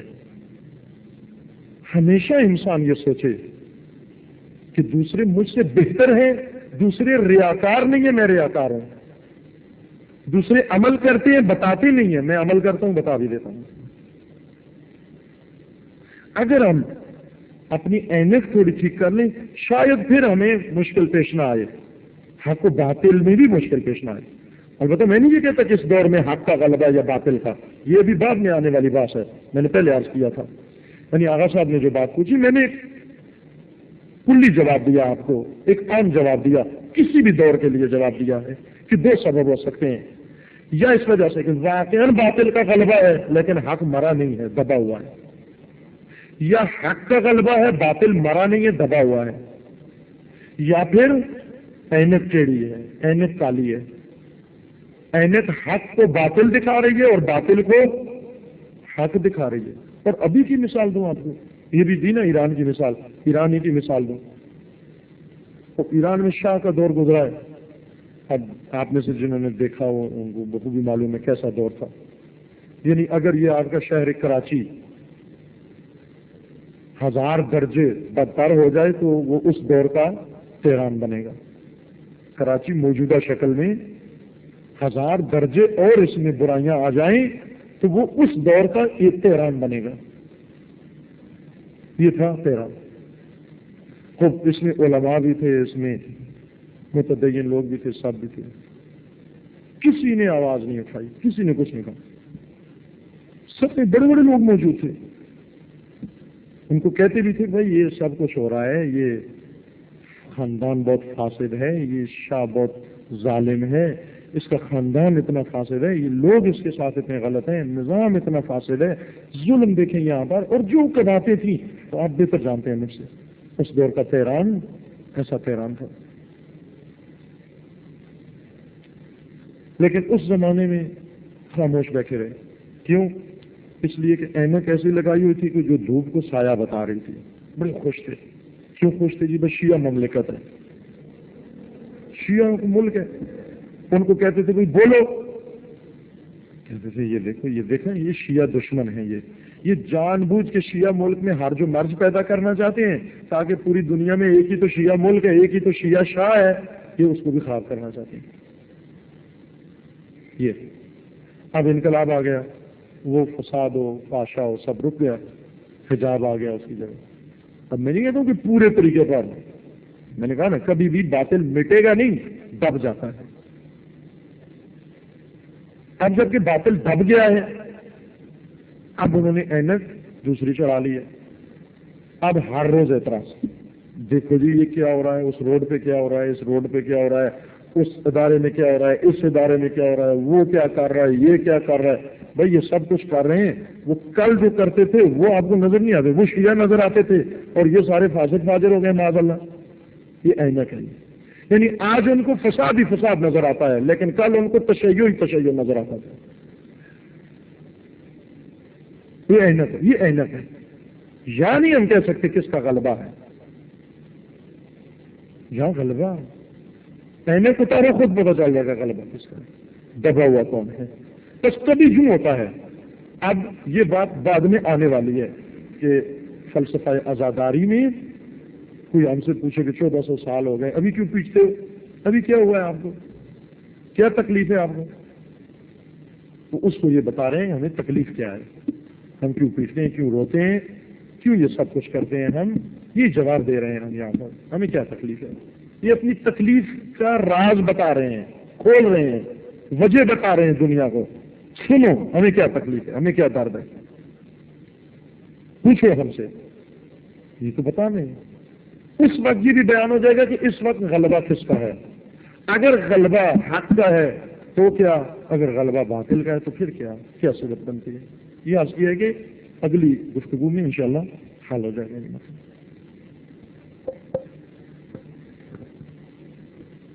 اگر صاحب آپ نے حق اور باطل کو پانی اور جال سے مطلب مثال دے کے سمجھا ہے. اگر صاحب میں یہ پوچھنا چاہتا ہوں کہ جال تو ہمیشہ پانی کے سینے پہ مطلب بنتی ہے, اور جیسے جیسے حق چلتا ہے باطل بھی مطلب ساتھ ساتھ ابھرتا ہے. تو کیا یہ حق کی کوتاہی ہے کہ وہ باطل کو جنم دیتا ہے, یا حق کا مزاج ہی ایسا ہے کہ جب وہ چلے گا تو باطل اس کے ساتھ چلے گا. میں نے عرض کیا نا کہ یعنی نظام ایسا ہے اس عالم میں, ایک قانون ایسا ہے کہ چونکہ حق کی بقا حرکت میں ہے اور حرکت سے ٹکراؤ ہوتا ہے. اگر جمود ہوا بدبو پھیل جائے گی. جمود کو توڑو, میں بھی توڑوں, آپ بھی توڑیں, وہ بھی توڑے, وہ بھی توڑے, سب جمود کو توڑو. سکوت کو توڑو, یہ تانے توڑ دو, خوب بول دیجیے. دیکھیں نا ابھی مثلا جس دن یہ ہوگا آپ کا میچ ہوگا کرکٹ کا, کوئی روڈ پر نہیں آئے گا, اس دن کوئی ایکسیڈنٹ بھی نہیں ہوگا کیونکہ سب ٹی وی پہ میچ دیکھ رہے ہوں گے. ایسے ہی ہوگا نا. اس دن سیمینار میں بھی پتہ نہیں کوئی ہوگا یا نہیں ہوگا. مجلسوں میں تو نہیں آتے لوگ. ایک جگہ مجلس پڑھ رہا تھا, اس دن لوگ نہیں آئے. پوچھا بھائی کیوں نہیں آئے, انہوں نے کہا جی آج میچ ہے. یعنی اس مجلس امام حسین علیہ السلام کی ہے, میچ اسلام اور کفر کے درمیان ہے, تو لہذا اسلام اور کفر جو ہے وہ امام حسین پر ذرا مقدم ہے. غرض یہ کہ جب سارے لوگ گھروں میں بیٹھے ہوتے ہیں, اندر دبکے ہوئے ہوتے ہیں, کوئی گاڑی باہر نہیں آتی, حرکت نہیں ہوتی, کوئی ایکسیڈنٹ بھی نہیں ہوتا. لیکن جب لوگوں کی ضروریات یہ کہتی ہیں کہ باہر نکلو ورنہ مر جاؤ گے سب. اب ایک سال آپ بھی گھر میں بیٹھے رہیں, آپ کے خاندان والے بھی, بچہ سکول نہ جائے, آپ ادارے میں نہ جائیں, محکمے میں نہ جائیں, خریداری کے لیے نہ آئیں, دکان پر نہ آئیں, کچھ بھی نہ کہیں, آپ اپنے گھر میں پوسیدہ, وہ اپنے گھر میں پوسیدہ, وہ اپنے گھر میں پوسیدہ, سارے معاشرے میں بدبو, سارے جنازے گلے سڑے ہوئے. کیوں ہوا بھائی, کیا ہوا, کوئی آفت آ گئی, کوئی وبا آ گئی ہے, کیوں مر گئے یہ سارے. یہ مرے اس لیے کہ اٹھے نہیں گھروں سے، ایسے سوئے کہ ان کو جاگ ہی نہیں آئی، یہ اس لیے مر گئے ہیں سارے۔ اگر ایک آدھ اٹھ جاتا، جا کے کھانا وانا لے آتا، پانی لے آتا، دوسروں کا بھی پیٹ بھرتا، ایک آدمی حرکت کرے 9 آدمی بھی حرکت زندہ رہتے ہیں ایک کی حرکت سے، اور اگر 9 کے 9 حرکت شروع کر دیں تو نور و ملا نور۔ پاکستان میں ایسے ہوتا ہے نا، ایک کماتا ہے 20 کھاتے ہیں، اور اگر 20 کے 20 کمانا شروع کر دیں نور و ملا نور۔ اب اگر حرکت نہ کی حق نے، حق باقی نہیں رہ سکتا۔ حق ہے ہی وہ کہ جو حرکت کرے۔ سالت، حق میں سیلان ہے، حق میں عروج ہے، حق میں تحرک ہے، وہ حق ہی نہیں ہے جو حرکت نہ کرے۔ حرکت کرے گا خواہ خواہ ٹکراؤ ہوگا، جب ٹکراؤ ہوگا جاگ بنے گی، جاگ چارہ نہیں ہے اس میں۔ یعنی اگر آپ کہیں کہ جاگ کے بغیر پانی ہو، یعنی ساحل نہ ہو، یعنی ہوائیں نہ چلیں، یعنی پانی نہ ہو، یعنی یہ نظام، یہ کائنات نہ ہو، انسان نہ ہو، یہ نہیں ہو سکتا۔ اگر انسان ہو، کائنات ہو، زمین ہو، چاند ہو، سورج ہو، سب کچھ ہو، تو جاگ بھی ہوگی۔ جاگ میں ہی زندگی بسر کرنی ہے۔ اگر آپ کہیں پھول ہو کانٹے نہ ہو، وہ پھول خیالی ہیں، فرضی ہیں، وہ کاغذی ہیں، پلاسٹک کے ہیں، وہ حق نہیں ہے۔ اگر پانی ہے متلاطم، صاف، شفاف، حرکت ہونی چاہیے۔ حرکت کا لازمہ یہ ہے کہ اس میں جاگ ہو، اس میں نہیں کہتا حق کا مزاج یہ ہے کہ اس سے باطل نکلتا ہے، نا۔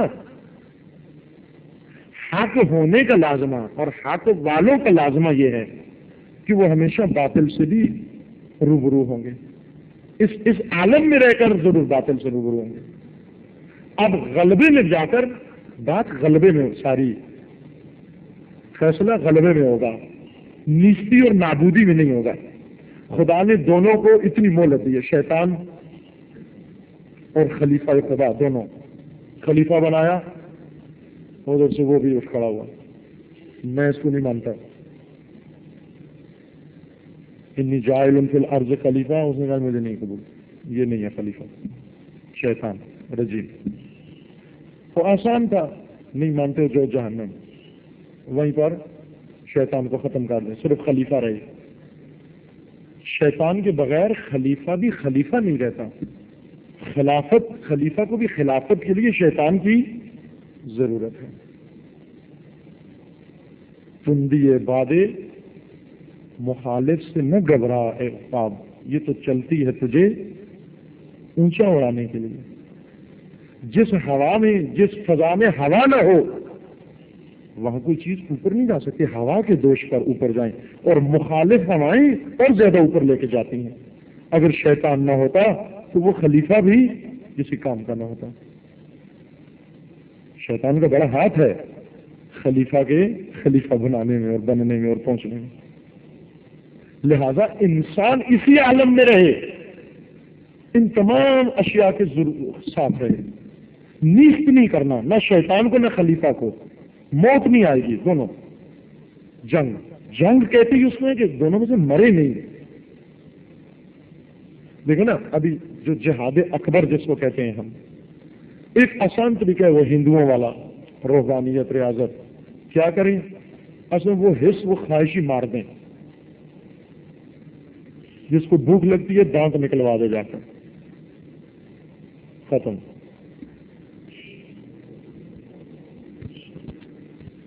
اس طرح سے ساری حصے ایک ایک کر کے ختم، گولی دیں گے ایسی کہ مجھے یہ خواہش ہی نہ ملے۔